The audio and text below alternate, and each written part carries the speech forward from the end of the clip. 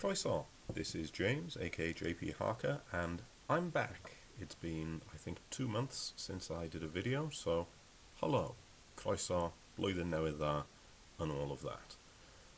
Short answer to why I've been away is I've not been well, my boy's not been well, time has been against us, and I just haven't been able to get some videos up or get some made, so sorry about that. But I'm back now. Hopefully I'll be able to get things done a bit more regularly now. I'm going to open up with a look at some books that I got for Christmas and for birthday, and a TBR. I'm not going to give a time scale on this TBR because I have other things planned. I had other things planned before these were bought for me. But they do look rather interesting. Now, the first one is Buried by Professor Alice Roberts, who, if you're a history fan, you may or may not have seen on television, doing various documentaries. And it looks like it's history about burial practices. It says an alternative history of the first millennium in Britain, but looking at its preface and contents, it looks like we're going to be examining death in the villa, Vikings in the ditch, the birth of churchyards. I like the chapter The Meaning of Bling, which I'm assuming is about grave goods.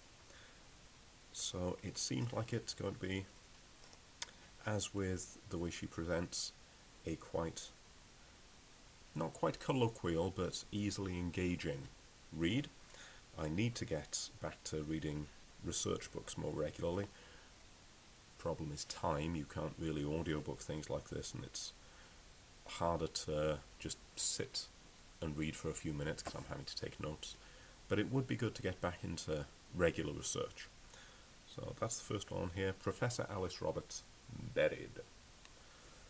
We also have Dan Jones, old favourite Dan Jones, read a few of his, Realm Divided, A Year in the Life of Plantagenet England, which is this one. And what this looks like is, I read something similar a while ago, it looks like it's about day-to-day life of the ordinary people.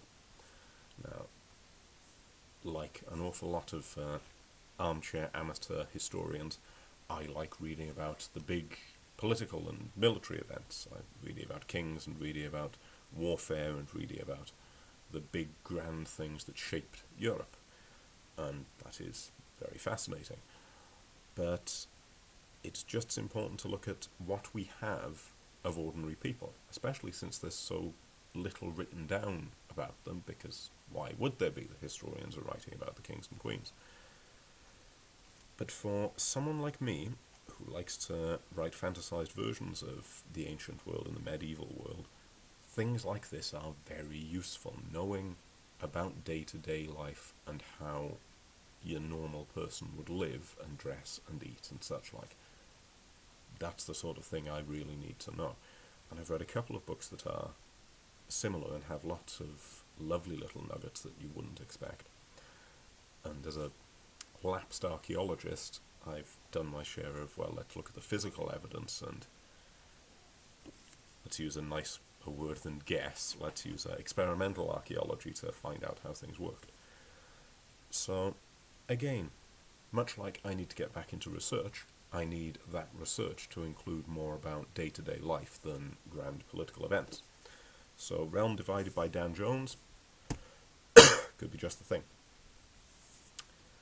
Now, I actually put these in the wrong order, so hang on. This is one I got for my birthday. I am now dangerously close to 40. I'm sure there'll be a time when I look back on this with great relish.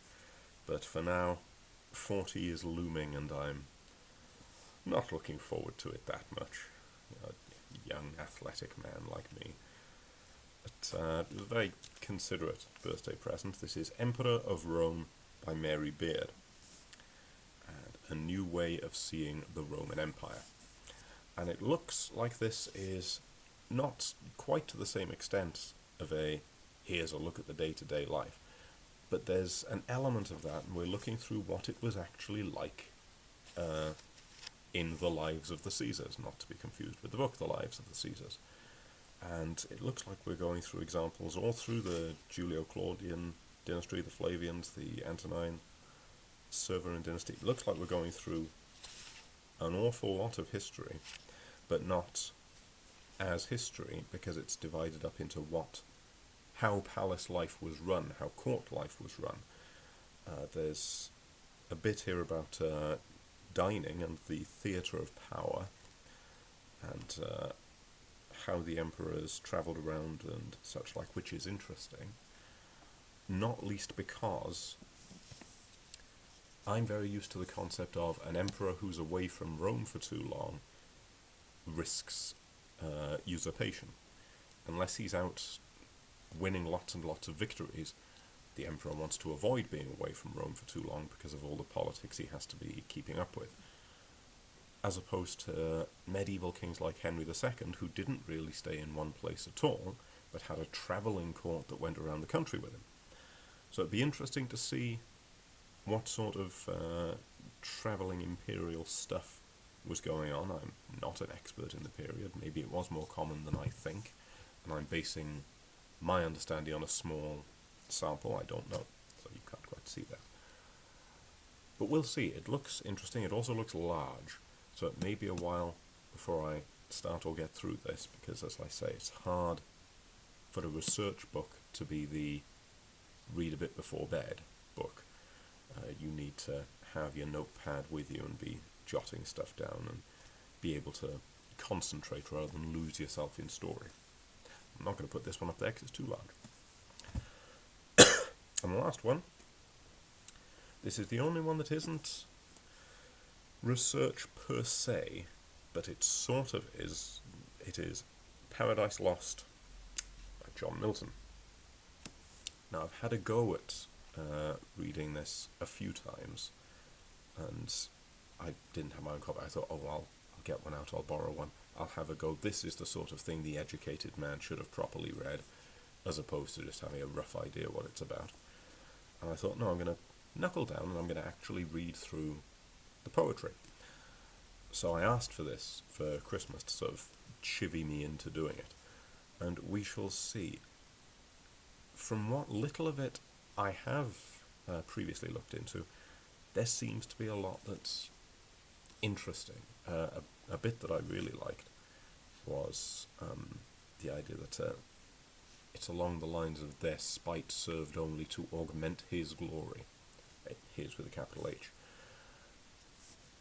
Getting into that whole concept of is the fall of Lucifer part of God's great plan, so really all this effort that you think he's making into foiling God's plan or spoiling the world, that's actually all part of the plan, so it doesn't matter. You can do all the worst things you want to do, it's going to end up doing what I wanted. It's all tied up in it. And I remember reading that in Tolkien as part of it wasn't the Silmarillion, it was one of those books that's background to the Silmarillion. So, yeah, Tolkien was an educated man, who'd have thought it. Yes, I shall have a look at this and give it a good go. It makes me think of that whole thing that we have in the musical Jesus Christ Superstar. To what extent were the actions of Judas the terrible actions of a betrayer, and to what extent were they necessary, because God's plan had to be for Jesus to die? So, here and there and everywhere. And, how can we rise above sin and be better people if there is no sin? It leads into one of those long pseudo-theological, pseudo-philosophical chats that I occasionally waste my colleagues' time in work with. But some of them are interested, I'm sure. John Milton, Paradise Lost. So there's some fairly heavy-going material there, not the light, pulpy sci-fi that I've been audiobooking recently, because I love 40k, it's a nice thing to relax to, but very rarely is it heavy-going material. So we shall have a look, see if I can get these into my regular reading, and see if I can get my videos up to regular viewing, and see what can be done with that. So, I'm going to leave it at that for this video. Welcome back to seeing me, Croissant, and hope to see you all again soon, and be getting back to this. This is James, aka JP Harker. Hwyl fawr.